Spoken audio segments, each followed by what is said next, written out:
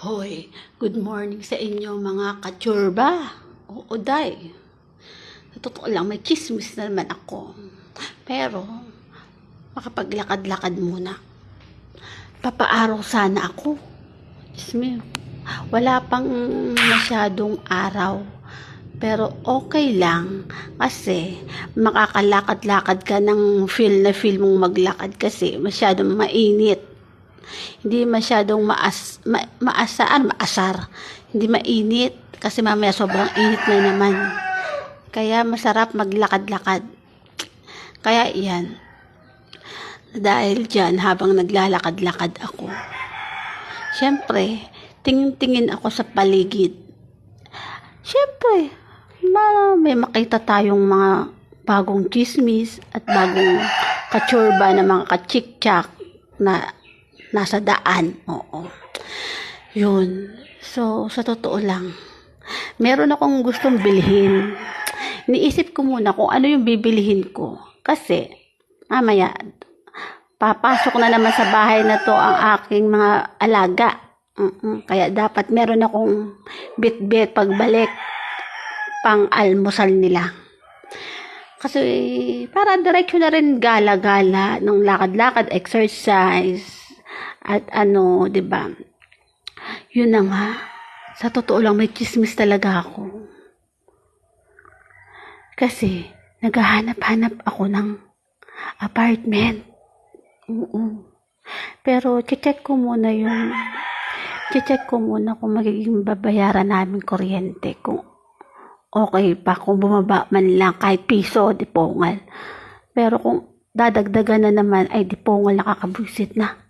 Kasi unang bayad ko 500. Sunod na buwan 800, di pongal. Pangatlong buwan 1,000 mahigit po, taragis na yan, di pongal talaga. Ano kaya susunod na buwan ngayon?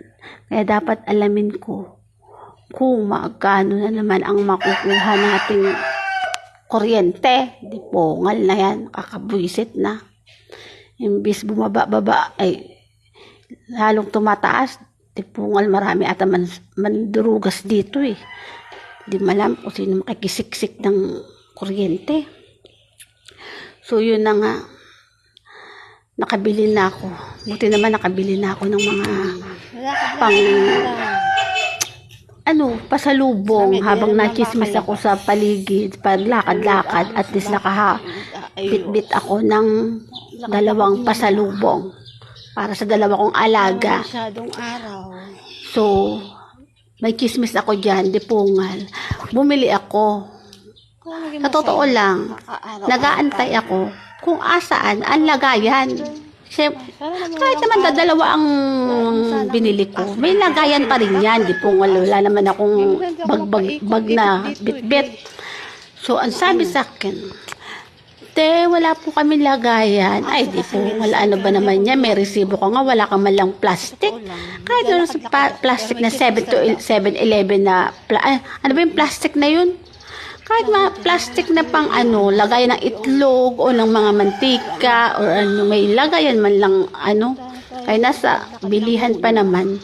Kaya wala man lang lagayan ng paper bag.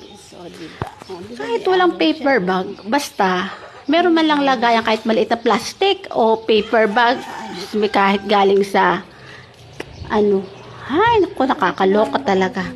Dahil dyan, na lang, malaki-laki ang short ko na may mga bulsa, kabilaan ang lagayan. Diyos me day, buti na lang may dala akong resibo. Mapagkakamalang pamandurugas dyan, kay may dala parehong bulsa, may lagayan. Tapos wala ka man lang lagayan na plastic o paper bag. Hindi po nga. Mapagkakamalaan ka pang mandurugas, kay kabila ang bulsa mo may lagayan. Pag galing mo dyan sa tindahan na ganyan, may resibo ka nga. Kaya ang mahalaga dyan, itatago mo talaga ang resibo na lang kahit wala kang lagayan. Sabiday, naluloko ako sa umagang ito. Imbis nag-jogging lang ako at napabili lang ako, ay stress pa ako dahil sa paglagay ng lagayan ko sa paano kung wala akong dalang bulsa, magbibitbit pa ako. Kaya ayoko ngayon mga may bit eh. Lakad din. Hawak-hawak lang lagi. Dalawa na nga lang yung binili ko. Wala man lang malagyan kahit plastic. Buti pa sa mga palengke, may lagayan plastic, kahit lagayan ng itlog. Aloka. So, ayan nga, hindi pa rin okay yung pauwi na ako. Tagal matapos yung butas dyan. So, ito na nga. Ilalabas ko na yung aking mga bit-bit para sa aking mga bisita mamayang mga bata.